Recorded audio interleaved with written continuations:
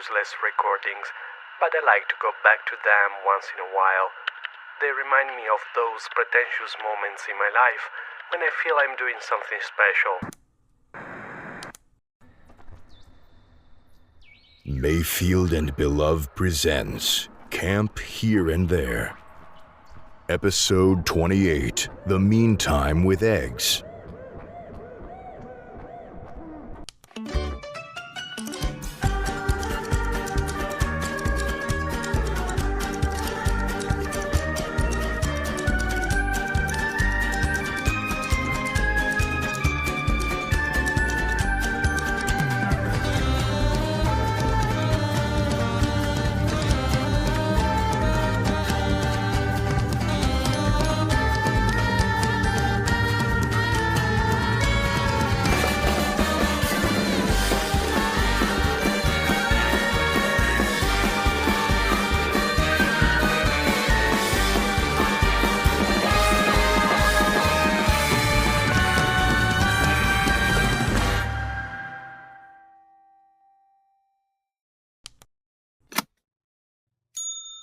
Heidi-ho, campers! 8:65 a.m. hugs us all, and the sky dawns with a sandy yellow hue, smooth and inoffensive.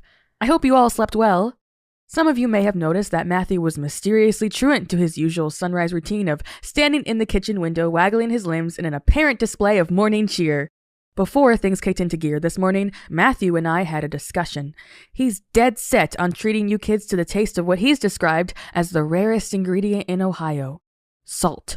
So he's taking the day off to hike the local mountains in search of just a pinch of that mythical miracle. As a result, your breakfast this morning might look, a bit weird.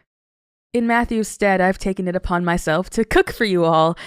Please forgive me, I'm not a world-famous gourmet chef like Matthew is, but for breakfast today you have, ricotta hotcakes adorned with an apple-smoked maple bacon glaze, Scotch pancakes with sweet dukkha and a strawberry wine compote, rosemary olive oil sausage, and one boiled egg to share, I guess. Sorry, I'm not sure how to do eggs. You know, they're like really hard. I'm sorry that it's not what you're used to. I know it's lackluster. I assure you all, Matthew will be back with his beloved comfort cooking tomorrow. Moving on. Inspired by the traumatic brush with astral projection the cabin dung beetle kids had the other day, Lucille is implementing astral projection training to help us stand against any kind of wide-scale psychic attack. While this is a mandatory camp drill, I don't think Lucille is going to be, considering her track record, particularly strict in her enforcement of this regiment. So if you're frightened by or allergic to the ethereal canvas in which our reality is painted, feel free to opt out. As all of you should know, the Finch Law states that any magic which aims to manipulate a person's psyche must first be perceived through one of the senses. The bonfire, for instance, uses the olfactory glands to infiltrate your mindscape. Some hear the sound of magic in between crackles of static. Some touch the slime on the walls of the sanatorium and feel their thoughts melt. All of this is to say that we believe the Elephant Man's abilities rely on sight, seeing as he seems to take his mask on and off in order to dampen or exacerbate the effects. So, the plan is that if you kids can cut off access to your senses by removing yourselves from your bodies, you'll be immune to psychic influence. Better empty husks than fervent slaves to the Elephant Man's will.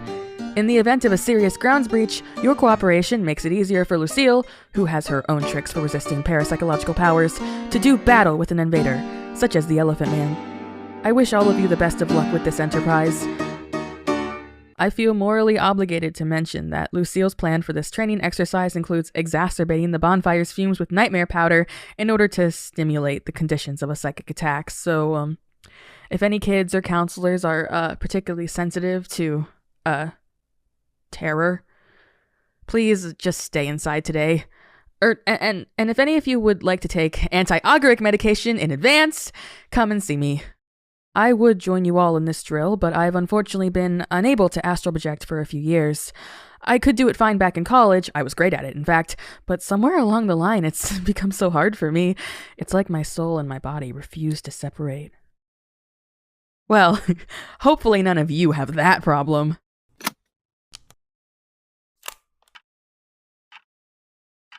Ghost recorder, my friend. It's 10:99 a.m. I know I usually wait till night to whine about whatever's bothering me, and I've been sure to be really stringent about behaving on the announcements this time, but Well, I need to process some stuff, okay? So I hope you won't mind hearing me ramble a bit. I am in a lot of pain right now. I mean, when am I not in pain? Jeez, but it's really something today. See, usually I sleep in the room with Jedediah. My bed in there is specialized to help my back. Since the fight, though, I don't want to be in there. So I've been sleeping on one of the starchy cots in the nurse's office. Well, trying to sleep. In and out. Crying until I'm too tired, and then crying a little more, wishing I could just turn it all off and sleep. Jeez, I sound like a real downer. This is why I can't just sit around. All I've been doing is sitting around, Ghost. You gotta be tired of it, right? I'm tired of it. Anyways, it's shitty rest, but I got a good dream out of it last night. Listen to this. I saw that man again. The tall man with the boyish, well-kept hair and striking red eyes, pointed canines in the red paisley suit. The man who looks kind of like Jedediah, but only sometimes. He's kind of handsome, I think. He sat across from me on the dusty wooden floor of my old college dorm. There were papers strewn around us, covered with illegible scribbles, squiggly sigils, sacred geometry, and cat doodles. The light filtering in from the window above us cast a smattering of gold flecks, hanging in the air, making it harder to focus on his face. It smelled like copper and burnt dust. "You're troubled," he informed me between bites of trail mix. I nodded. He spread his hands out, far and wide, and he said, "Spill." "I won't find the journals," I said. I played with the corner of a paper nearby, creasing it, feeling the surface sharp against my skin. I went on. "I'm going to be nothing again, alone and confused." Ah. The man gave a sharp smile, the gold dust glittering in his eyes. "Silly creature, you have friends." I tried to object, but he cut me off. "Talented friends who invite you to dinner, help from all walks of life. All you have to do is ask."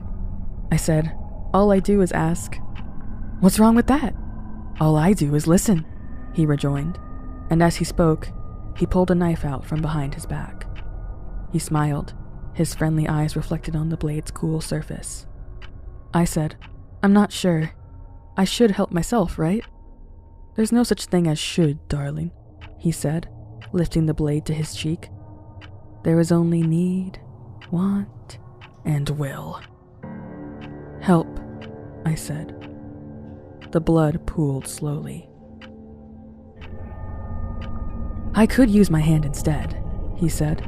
"It'd be more auspicious, I'm aware, but I can't abide by the thought of damaging my fingers. Touching is too good, you know. Rather sully my pretty smile than my ease of sensation." The blood ran down, gushing now, a waterfall of bursting life. Papers were soaked and dissolved. The underside of my legs began to feel warm. Like smoke can let you see what's hidden, so can blood help you touch it. He leaned far back, dipping his hair into the rising lake of sticky fluid. My chest constricted. His face spilled. The warmth spread to my knees. Ah. He licked his face, savoring the taste of his open cheek. Wet and cold, dark, gritty. Pebbles strewn among trails of soft elfin green, dangling from the underbelly of its own most valuable secret. Plants growing out from under a hospital bed. Oh, and there's a short, stiff feather on the ground. Am I making sense, darling? Do you hear me? My clothes were soaked. The ooze was to my chin, but I felt no urge to move. The world swirled with life and color. Just before I was submerged, I asked him a question. "What's your name?" His head snapped forward and his eyes lit up. His smile tore his face in half. He lifted a happy hand. "Up and at 'em!" I woke up, and there was blood on my cheek.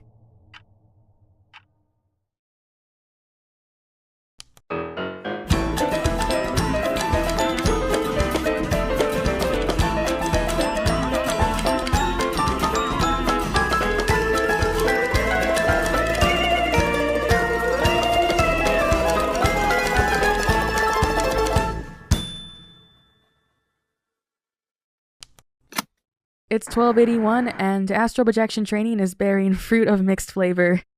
Gracie Liu, the camp residential's astral projection expert, started with the drill by gathering the kids around the bonfire and sprinkling the flame with a pinch of nightmare powder, extracted from the undermines in the city of Hell, New Hampshire.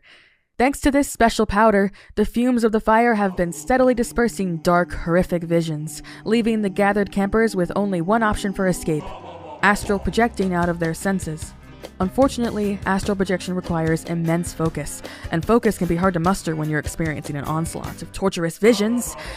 This exercise is certainly not ideal.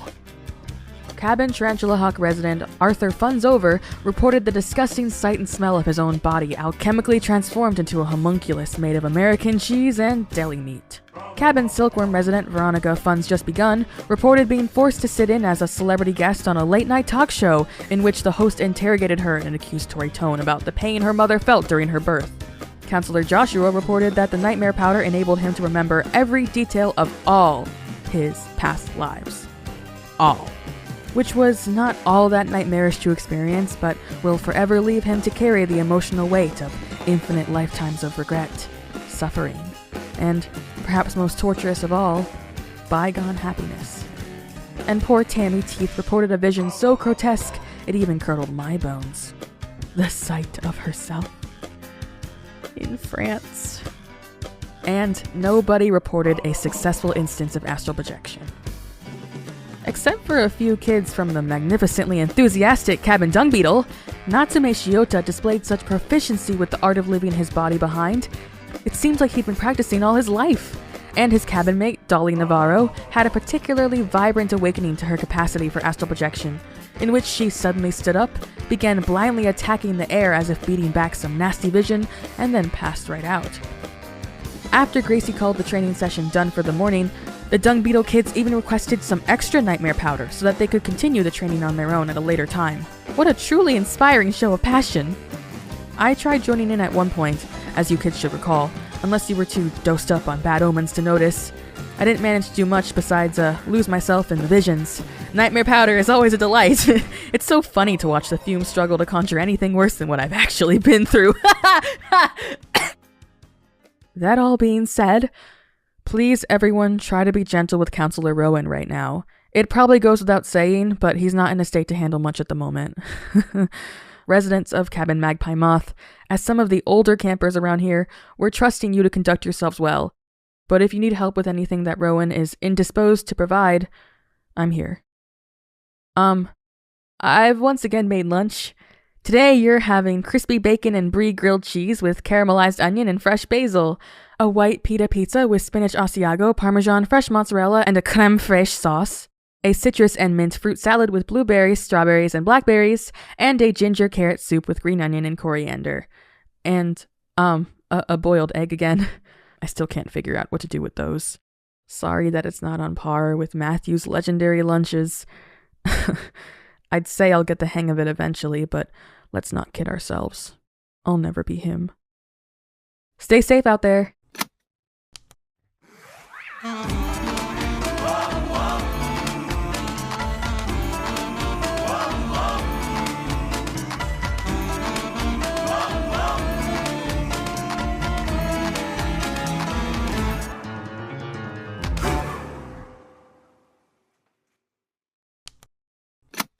Based on the conga line of miserable campers that trudged past my window 10 minutes ago, it appears today was challenging for the lot of you.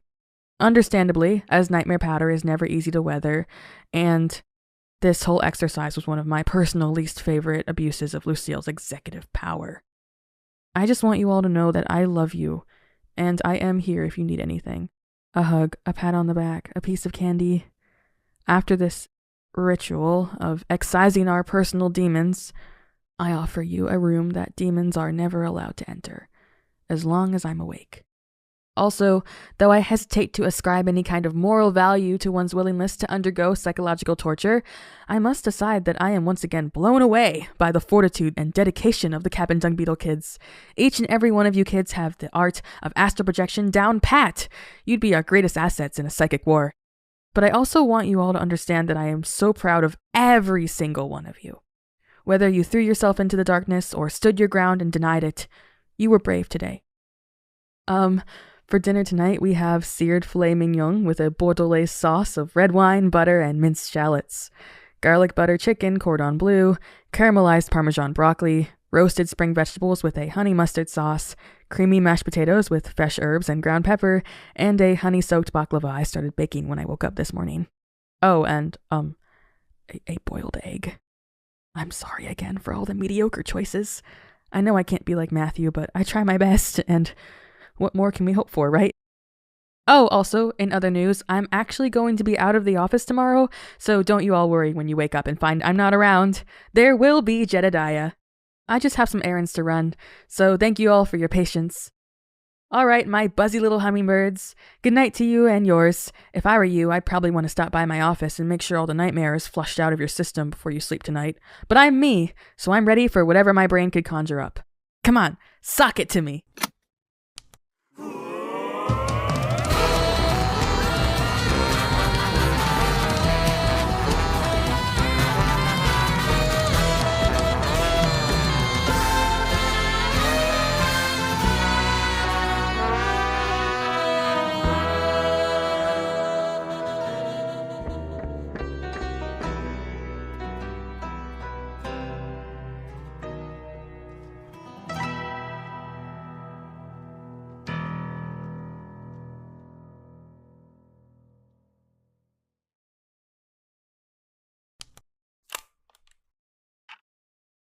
Hi, Ghost Recorder. It's 21:10.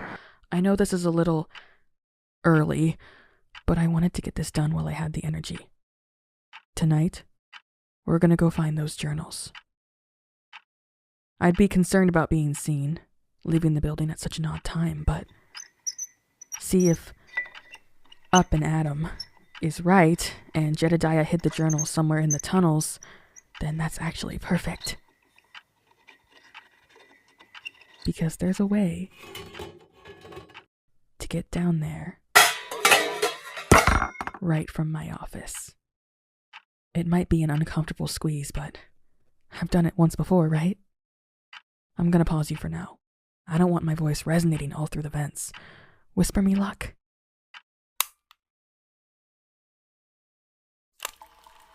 I'm in! Oh my god, there's something so magical about this place.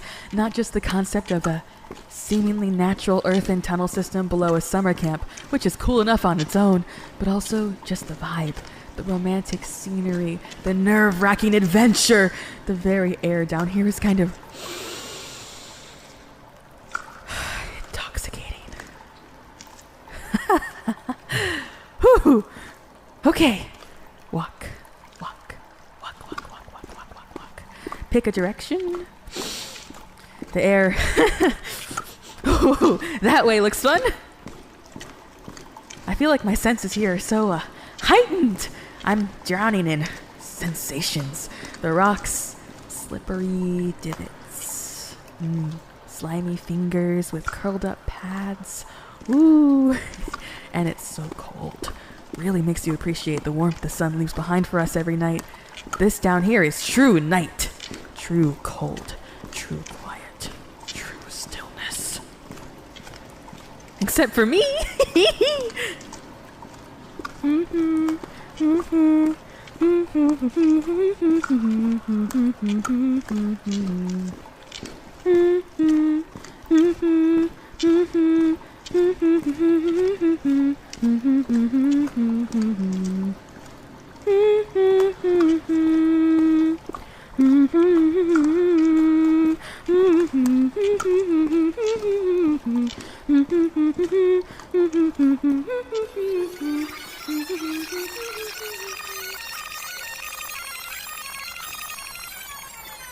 You know, I think I'd expect Jedediah to be guarding the journals somehow. I mean, I know he's got to stay up in his office working on his project.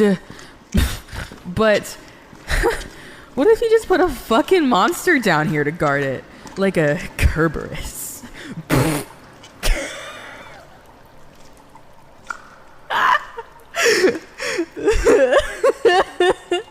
I mean, he's all like, oh, I wouldn't want to hurt you, but then he does. But it's emotional pain, I guess. Maybe there's an incubus. Oh my god.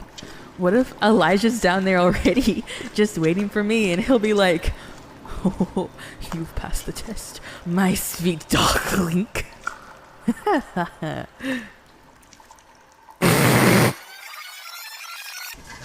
Sorry.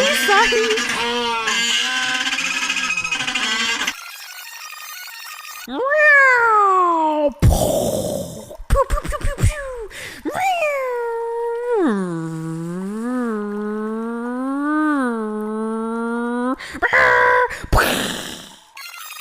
99 vials of formaldehyde on the wall. 99 vials of formaldehyde. You take one down, drink it up, Al. Wait, is it drink it up now?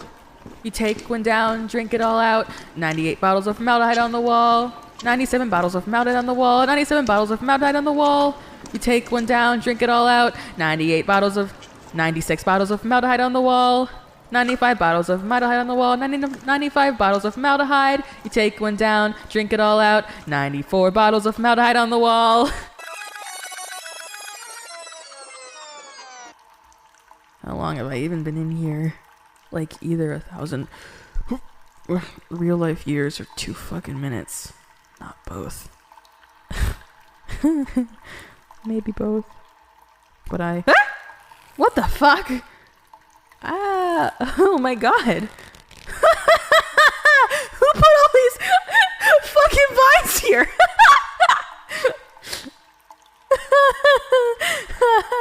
I feel so fucking weird. It sucks. My vision is all spiky and my ears are so full, and now I'm walking through an underground forest of hanging vines. What the fuck is